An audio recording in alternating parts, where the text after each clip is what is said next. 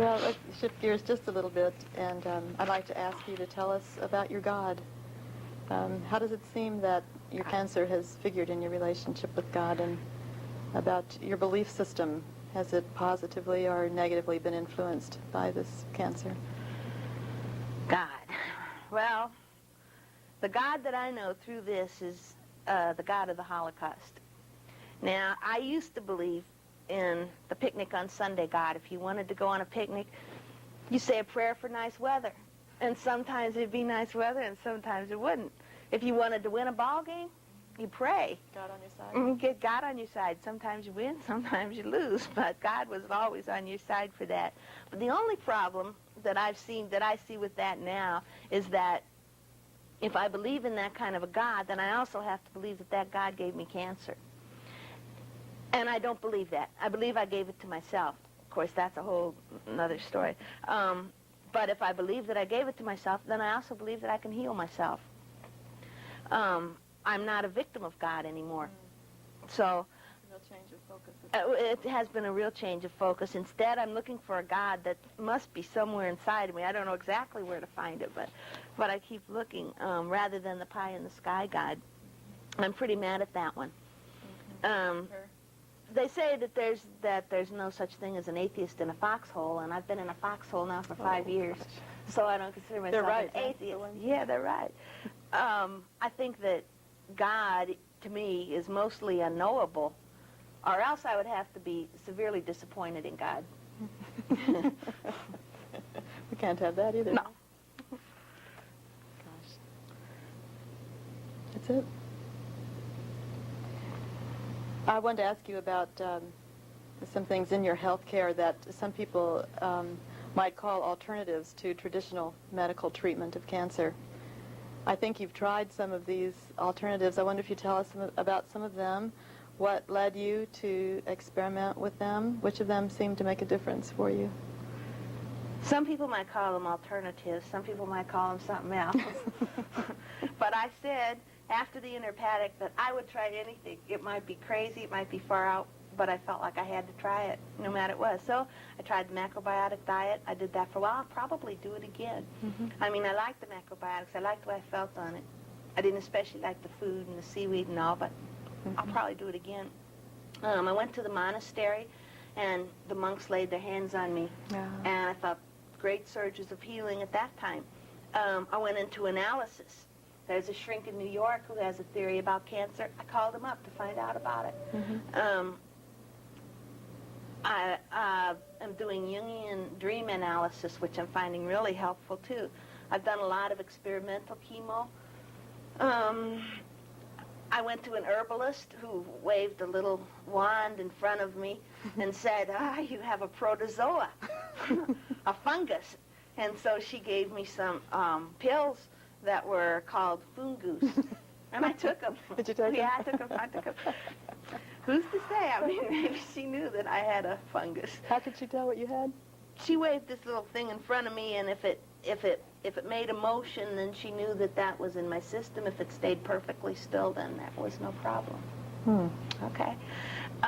Vitamins.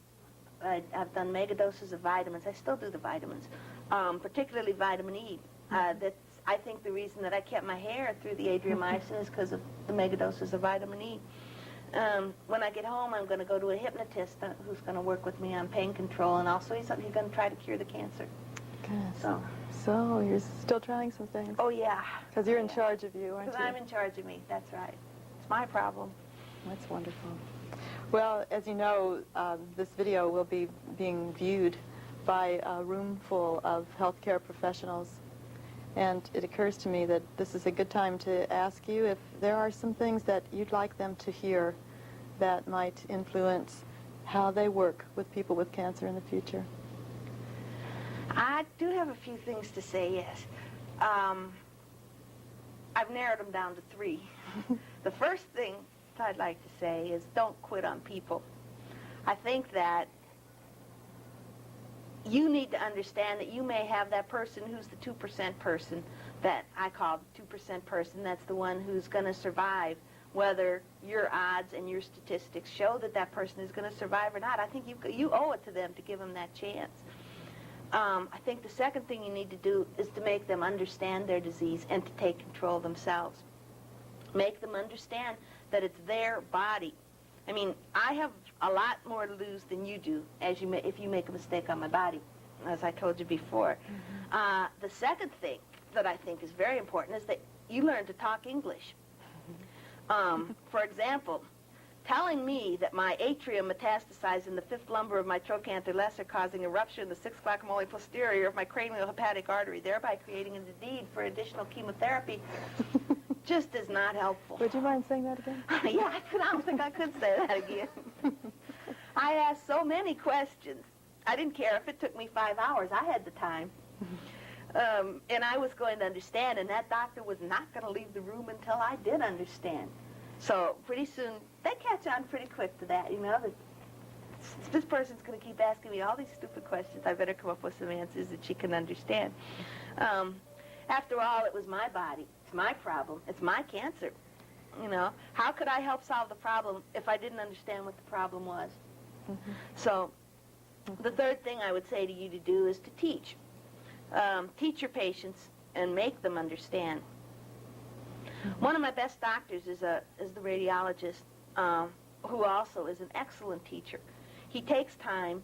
He explains to me in words I understand. He treats me like I'm smart enough to be able to figure things out.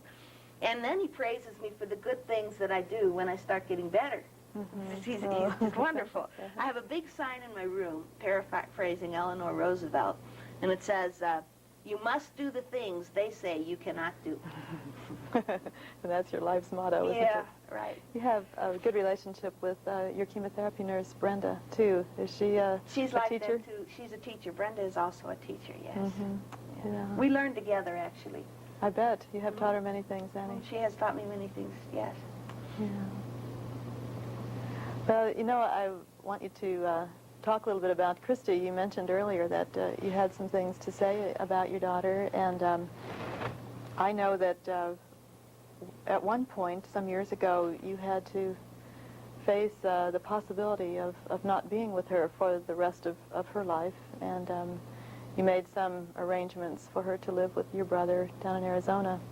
And I know that you wrote a song in her honor at that time, and I just really would love it if you could sing that for us and tell us a little bit about her.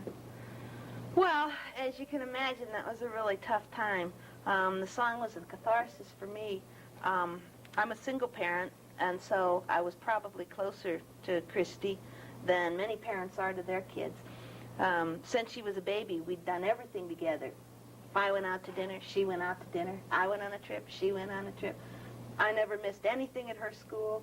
It was just that we had a wonderful relationship all the way through. We were very, very close. But in 1983, I knew that I needed time to work on my healing, and I needed to do it myself. I wanted her life to be normal. I wanted her to be a normal teenager and have all those happy experiences that kids need to have. So I didn't want it to be filled with the kind of pain that I knew I was going to have to go through. So when my brother offered to have her come down to live in Phoenix, I said, okay. So they came and took her away, and that was terrible. That was terrible. On the way down, my sister-in-law told me later that Christy said, is my mother going to die now? Oh. And she said, we just stopped the car, and I just held her, and I said, she said, I said, I don't know. And that was really the way that we lived through that year, with an I don't know if your mother's going to live or die. So it was very hard for Christy, you know, trying to make new friends. And anyway, we did manage to survive it. I can easily say that was the most traumatic time for both of us. Gotcha. So